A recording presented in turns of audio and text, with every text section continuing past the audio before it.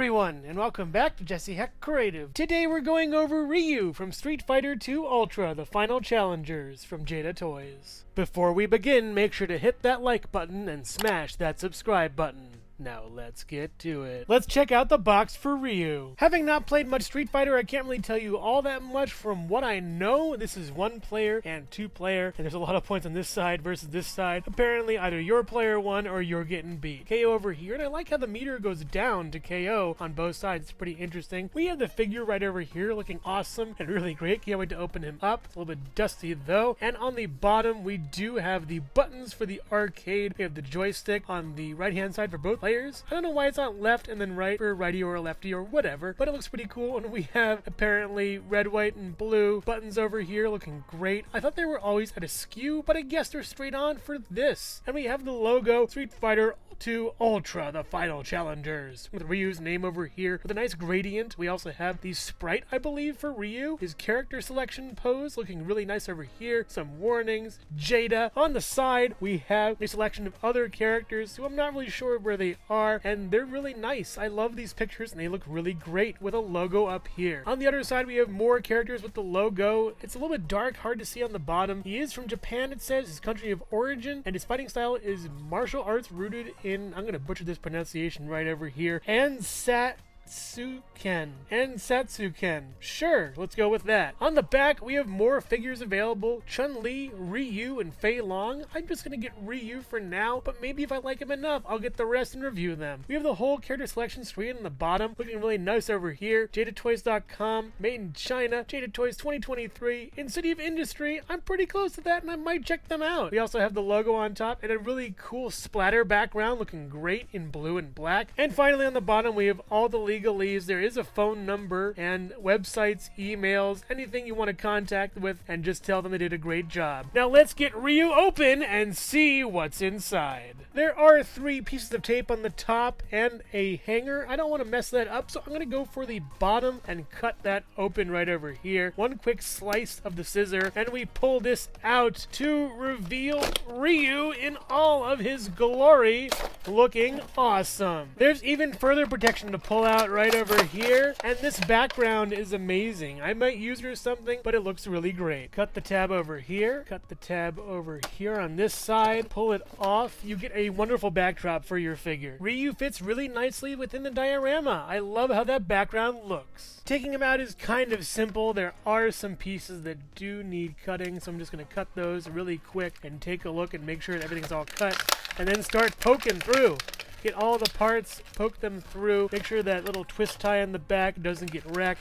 There is some tape to take off this effect piece. Just remove the tape and then take that off right here. Get everything through, and after that you have RYU. Let's take a look at RYU. Getting a closer look at RYU's head, this is awesome. I love how it looks. There is some issues with the paint. It's kind of dappled and speckled, kind of like a 3D print almost. The paint isn't really all there, and that's a shame. I wish it was a little bit better, but the sculpt is really good, and the idea is nice. I really love how this looks. The giant eyebrows, the brown eyes, the mouth looks really good. There is a sort of a stripe around his nose, and his nose kind of looks interesting. I think this is all a result of the sprite work they were given, but it looks really cool, but they could have done slightly better with it. I think the hair is awesome, though. There's some nice sort of streaks of dappling in there. It's kind of dusty and kind of weird though on my copy. It's a nice head, but could be slightly better. The body is where it's at, a wonderful piece. I love how this looks. It's really nicely done for that gi. It's perfect. The writing on the belt, which I don't really know what it means, but it looks really awesome, painted incredibly well. The texturing on this thing is insane. It's wonderful. There are some paint issues on the arms though. That's kind of a shame. And I love the ripped texture on this too, and the back looks really great for this. That belt is amazing. It's a super nice piece. The guards are awesome on the hands, and this is just wonderful. Great body. The legs are very nice too. I am picking up some issues with paint on here though. That's kind of a shame. They could fix that, but I love the shading on this thing. I think it was given a slight dark gray wash to bring out some of that white, make it look a little bit dirtier, and those shadows are really looking great over here. It's a really nice piece, these legs, and the feet look really good too. The toes are sculpted well, and it's anatomically correct. It's wonderful, and all the little details are on the bottom of the feet, like I like like to see. Wonderful job for these legs. Before taking a look at the accessories, I want to see how the body is without the gi. You just take off this belt on this tab, and then this part of the belt on this tab, and then this part of the gi itself over here, and this just stays in, I guess. It looks nice though. The belt does fall off though. You can kind of keep it near his person, and you slide it off like a jacket. It's really pliable and really very malleable, and a really awesome piece, looking really nice. And the body structure is wonderful. If you want to have him shirtless, go right ahead. This is just excellent over here. I really love the texturing and sculpting as well as the paint on the body. It's all shaded incredibly well and looks super nice. It is a very good piece and is really awesome. The body is an awesome piece. The arms could use a little bit of help with some paint here and there, but definitely this body sculpt is great. I'm glad they gave you the option to take off the gi. They knew people would to experience this really great body for the figure. I'm not sure if it's an alt costume for the character or anything, but it's well worth seeing. You can put the belt on him by taking off the plastic peg that attaches the gi together, but it will look kind of weird sometimes, so make sure you pose it correctly before taking your photo. Hello everyone, and thank you so much for watching so far. Make sure to click like, subscribe, share, and leave a comment. You can also click the bell icon for more creativity. Now let's get back to it.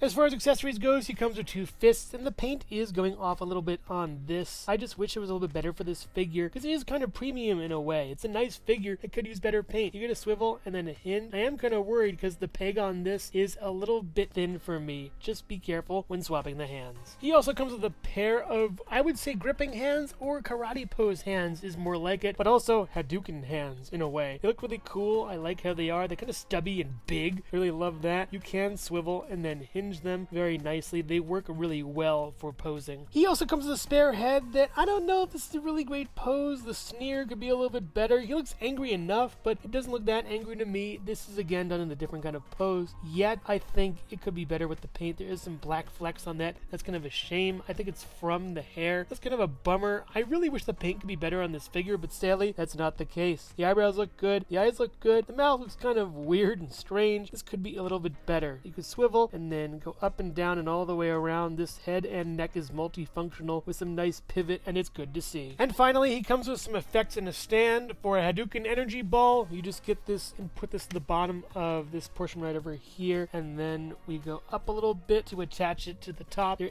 is a hole somewhere on this piece. I'm not sure where exactly it is. There's a little piece to put it in there, and then you have your Hadoken energy ball for him to fire. It doesn't matter where you place it on the stand. Just make sure it's on a somewhat flat surface to use. You can move it up or down or even all the way around. It's a really nice, flexible, pliable stand that I wish more figures came with. It's really cool. You can have it like this, mostly sitting, and I think I'll have it like that, or even higher for Ryu's Hadoken pose. As far as articulation goes for Ryu without the gi, it doesn't really hinder him that much, so I decided to take it off and show the full range of articulation. The head can go all the way around, left and right, back and forward. It's a very nice, malleable joint that works incredibly well. I love this head joint. The arm does have a butterfly joint that kind of works. It really is difficult. It's already kind of scratching the material over here, which is a big shame, and that is horrible. You do go in and out, and this one you go in and out. Much better and less weird looking. This is also coming out on me a little bit. I had to push it in a lot constantly. It does go around, up this far and down. You do get a swivel over here. Double jointed pinless elbows. Really nice. You do get a swivel over here, kind of, and back this far or this far for the chest. You do get a pivot a little bit, but I don't want to wreck the structure of this, which kind of sadly might break. You do go around on this over here and swivel at the waist very nicely, back and forward. There is a hole that shows, so be very careful of that. No real down on the pins. I thought there would be. You go out this far and in, up this far and back this far.